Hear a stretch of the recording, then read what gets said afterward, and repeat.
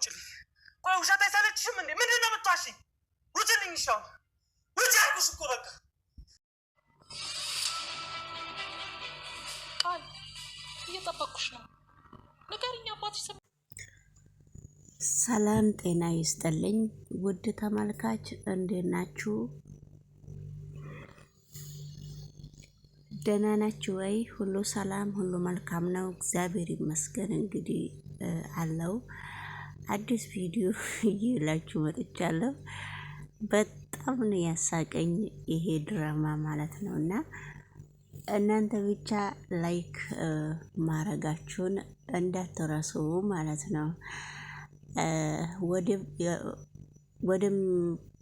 ወደሚቀጥለው ቪዲዮ አብረን እንሄድና እንግዲህ ወደሚቀጥለው ቪዲዮ አብረን ስንጓዝ የቃሉ እናት እንግዲህ ማነች ብሌን የምትሰራበት ቤት የቃሉ እናት እንግዲህ ዛሬ ቃሉን አባትሽ ማን እንደሆነ ልታስረጅኝ ትችያለሽ ወይ? አንቺ ከየት ነው የመጣሽው? እንዴት ነው ችግርሽ? ማነውስ ያሳደገሽ? አባትሽን ዛሬ ለኔ መናገር ከቻልሽ ካወቅሽው አባትሽን ለኔ ንገሪ በማለት ቃልዬን በጣም አፋጣታለች ማለት ነው። ነገር ግን እሷ እንደዛ ስታፋጣት ብሌን ዝም ብላ ነው እንባዋን ዝርግፍግፍ እያለች እያዘነች አጠገባቸው ጋር ቆማ ዝም ብላ ነበረ የምታዳምጠው። ለካስ በስተመጨረሻ ላይም አዳምጣ ለካ ቃልዬ በውስጧ ደስተኛ ትመስላለች እንጂ በጣም ብዙ ነገር እያሳለፈች ነው። ምክንያቱስ ምን ይሆን ብላ ራሷን እየጠየቀች ነበረ። ማነች? ብሌን ማለት ነው። በስተመጨረሻ ላይም ለምንድን ነው እንደዚህ የምታዝኒው ብላ የቃልዬ ሴትዮ ቃሉን ስታባብላት ነበረ። እባክሽ ልጄ ይቅርታ አድርግልኝ፣ እኔ እኮ አባትሽን የምታቂ መስሎኝ ነበረ የጠየቅኩሽ እንጂ እንደዚህ የምታዝኒና እንደዚህ ሁሌም እንደምታዝኒብኝ ያደረግኩሽ አልመሰልኩሽም። በፈጠረሽ ይቅርታ አድርግልኝ፣ እኔው ነኝ እናትሽ፣ እኔው ነኝ አንቺን ለሰው ሰጥቼሽ ወደ አረብ አገር የሄድኩትና ይቅርታ ስትላት ነበረ። በስተመጨረሻ ላይም አሁንም ዞር ብላ ለካ ቃልዬ ብዙ ነገር ነው እያሳለፈችው፣ እንደዚህ ስናያት ምንም ያላሳለፈች ሴት ነው የምትመስለው ብላ በጣም ብሌን አዝና ነበረ። ብሌን ደግሞ ከአቤል ጋራ ሲነጋገሩ ነበረ። አቤልና ቃሉ ሲነጋገሩ ነበረ።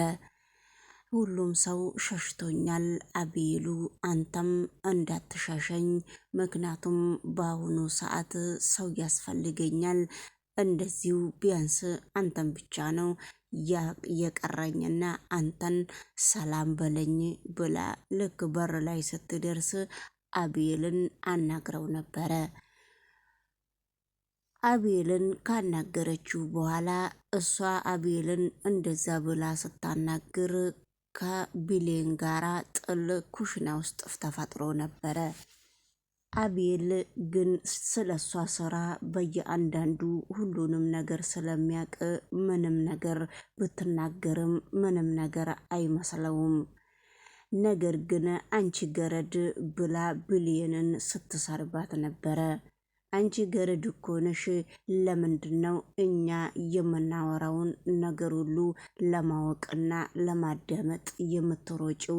ያንቺ ምክንያት ምንድን ነው ብላ ነበረ። ነገር ግን ቃልዬ ሁለተኛ አይደግመኝምና ባለፈውም ይቅርታ ጠይቄሻለሁና አሁን ደግሞ ምግብ ቆንጆ ምግብ ሰርቼልሻለሁ ስትላት ነበረ። በስተመጨረሻ ላይ እስቲ የሰራሽው ምግብ እኔ ልልሽና እንዴት ነው ብላ ድስቱን ከፈት ስታረገው ነበረ ቃልዬ። እሷ ደግሞ ምግቡን አይታ ትደሰታለች ብላ ቆማ በፈገግታ እየጠበቀቻት ነበረ። በፈገግታ እንኳን በፈገግታ ጭራሽ አሳዝናት ነው ከኩሽና የወጣችው ቃልዬ። ይሄ ምግብ ላንቺ አንቺ ይሄ ምግብ ከአፈር ከመሬት ላይ ለቅመሽ ጠራርገሽ ከድስት ላይ ምግብ ወስደሽ መብላት ላንቺ ፍቃደኛ አይደለውም ብላ ነው የሰራችውን ወጥ መሬት አርቀፍክፋ የሄደችው። በጣም አዝና ነበረ። በጣም እያዘነች ምግቡን በፎጣ ከመሬት ላይ ልትጠርግ ስትል አቤል መጣላት። አቤል ሲመጣ አግዝሻለሁ ብሎ አብረው ልክ ሲጠርግ ስል እኔ ገረድ ነኝ፣ አንተ ለምንድን ነው እኔን የምታግዘኝ? ምክንያቱ ምንድን ነው? እኔ እኮ ማንም ሰው ቢያጠፋ እኔ ነኝ እኮ ገረዷ፣ እኔ ነኝ ሁሉንም ነገር ማስተካከል ያለብኝ በሚል ሁኔታ አቤልን ከለከለችው። አቤል ግን አራቃትምና በስተመጨረሻውም አንቺ ከማንም ሰው ነው የምትበልጪው፣ ሁሌ የተለያየ ሴቶች ያለው እንዳንቺ ጨዋና ሰው አክባሪና ስራውን አስጠቅቆ የሚያውቅ አላማ ያለው ሰው እንዳንቺ አይነቱ ሰው የለም ብሎ ሲያስረዳት ነበረ።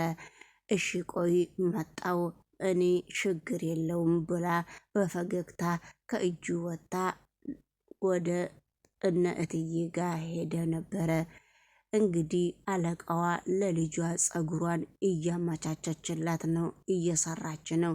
እትዬ ስራዬን ጨርሻለሁ፣ አሁን እናቴ ጋር ሄጄ እናቴን ሰላም ብያት እመጣለሁ ብላ ስታስፈቅድ ነበረ።